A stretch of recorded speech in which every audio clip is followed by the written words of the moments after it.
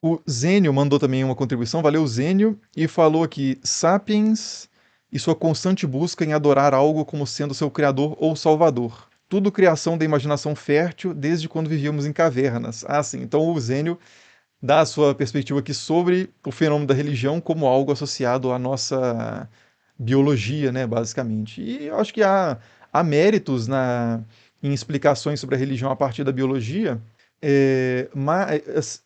mas eu acho que não esgota a questão, né?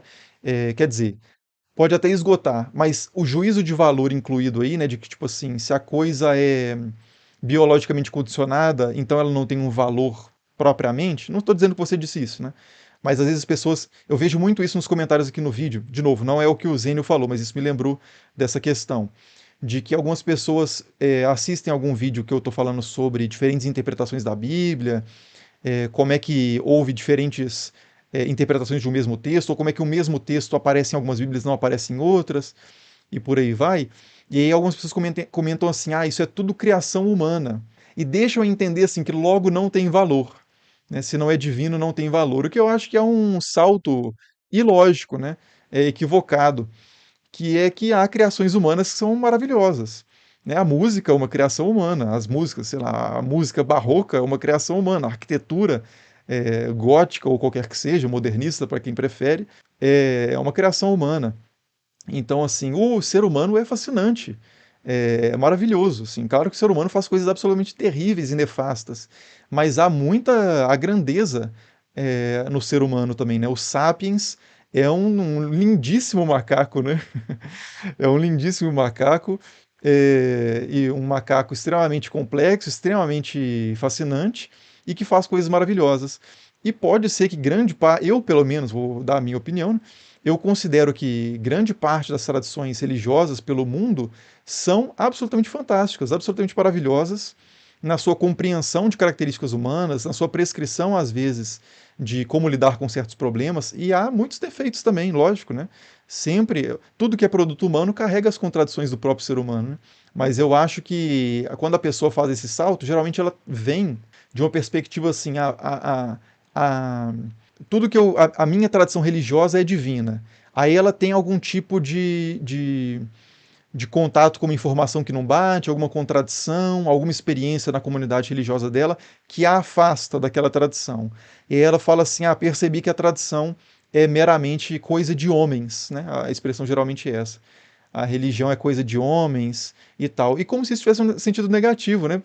Pô, tudo bem, se o seu parâmetro anterior era que a religião era o produto perfeito, inerrante e absolutamente irretocável do criador de tudo e a lógica que subjaz toda a realidade, e você desce isso para o patamar humano, ok, há uma frustração aí, né? Há uma perda de status grande aí nessa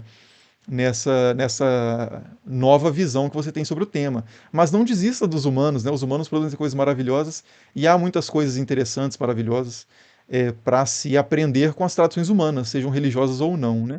Claro, sempre exercendo o discernimento, que em momento nenhum deve, nem com os textos religiosos, nem não religiosos, deve ser dispensado.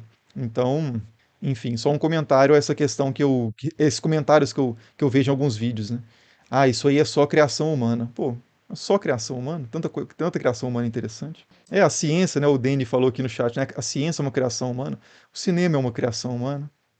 Enfim. O Everton Santos mandou também a contribuição, valeu Everton, e falou aqui, como você vê o acreditar ou ter fé que é tão forte no ser humano? Para a maioria chega a ser uma necessidade. Nós evoluímos para ser assim? Nós evoluímos para acreditar antes de pensar ou falar? Como que eu vejo o acreditar ou ter fé ser tão forte no ser humano? Essa pergunta é muito difícil, né? Ela passa por muitas áreas, psicologia da religião, antropologia da religião, história da religião. Para a maioria chega a ser uma necessidade, né? De fato, isso acho que historicamente uma coisa que a gente pode falar que é muito tranquila, né, incontroversa, é o fato de que o ser humano, historicamente, até onde a gente tem registros, manifesta essas crenças, esperanças e comportamentos que são associados ao que a gente chama de religião. Claro que o conceito não existia, né, nos tempos antigos, mas são coisas que é o que a gente chama de relacionado ao sagrado, né? Por exemplo, ritos, pensamento mágico, uma organização social em torno de noções do sagrado, como, por exemplo, a sacralização da lei, né, a organização da sociedade como uma organização natural ou cósmica, né, dada pelos deuses ou por Deus, ou tendo um fundamento sobre-humano. Então, assim, de fato, historicamente, o que a gente vê é que o ser humano, né, o sapiens, né, o macaco, tem essa. Eu tô brincando, não estou falando assim de todos os símios, né? Mas assim, nós temos essa tendência à religião em algum sentido. Por que que nós teríamos evoluído assim, né? O Darwin já fazia essa pergunta, ele já observava, por exemplo, tem um texto em que o Darwin comenta sobre ele estava, o próprio Darwin viu um cachorro é, se assustando com uma sombra de um guarda-chuva, acho que era um negócio desse. E aí ficou com medo do guarda-chuva, e aí o Darwin observa naquele comportamento como se o cachorro estivesse projetando uma certa pessoalidade no guarda-chuva.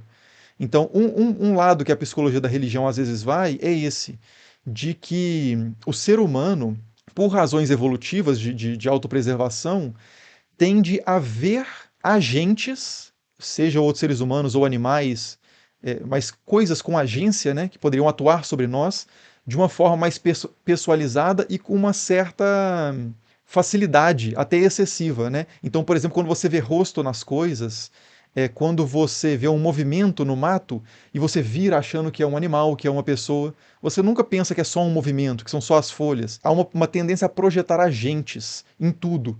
Então, a parte da religião poderia ser explicada, talvez, né, como um fenômeno biológico, poderia ser explicado evolutivamente nesse sentido, né, que nós estamos meio que programados, como resultado do processo evolutivo, para identificar pessoa e agência em coisas que não são necessariamente pessoais ou que tenham agência.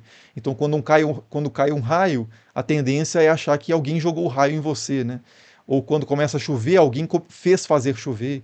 E aí você já começa a amarrar isso em histórias, né? E inclusive os próprios deuses, em muitas tradições, são antropomórficos, né? Os deuses têm dois braços, têm duas pernas, têm nariz, têm boca, têm dois olhos. E claro que dentro das próprias tradições há outras compreensões que não são antropomórficas desses mesmos deuses, né? Na Grécia Antiga mesmo havia críticos da visão antropomórfica dos deuses que diziam, né, que se o cavalo tivesse deuses, os deuses teriam quatro patas, se o triângulo tivesse deuses, os deuses teriam três pontas. Então eles reconhecem esse aspecto de projeção. Mas enfim, essa é uma das possibilidades de abordagem a esse problema que é muito complexo, né?